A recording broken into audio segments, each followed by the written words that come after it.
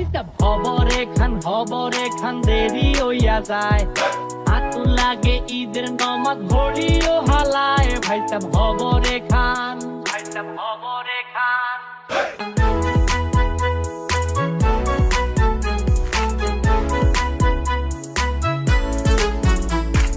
আসসালামু আলাইকুম, সবাই কেমন আছো? আশা করি সবাই অনেক বেশি ভালো আছো।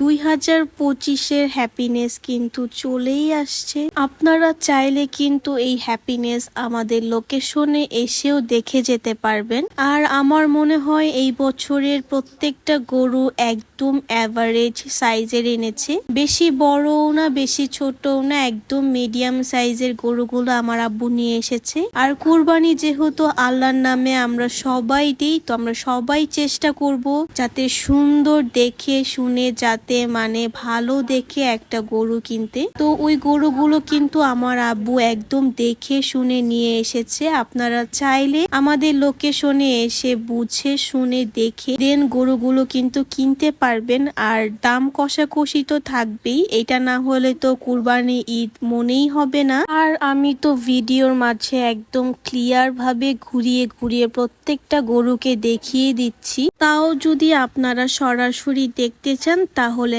আমাদের লোকেশনটা হচ্ছে বাড্ডা, ঢাকা। বাড্ডা আলাতুন্নেসা স্কুলের পাশে আসলে আমাদের গরুগুলো আপনারা দেখতে পারবেন। মাশাআল্লাহ বলতে কিন্তু কেউ একদমই ভুলবেন না। আমি একটা গরুর দামও বলছি না, যারা আসবেন তারা দাম দর করে দেন গরুগুলো কিনতে পারবে। তো কার কার কাছে কোন কোন গরুটা ভালো লেগেছে কিংবা কালারের দিক থেকে বলেন, হাইটের দিক থেকে বলেন, কোন গরুটা সবার কাছে পছন্দ হয়েছে সবাই কিন্তু আমাকে কমেন্ট করে জানাতে পারেন। আমি একে একে প্রত্যেকটা গরু গ্যারেজ থেকে বের করে সবাইকে একদম সুন্দর করে ভিডিওস করে দেখাচ্ছি। তো আশা করি সবাই আমার ভিডিও দেখেই বুঝতে পারছেন।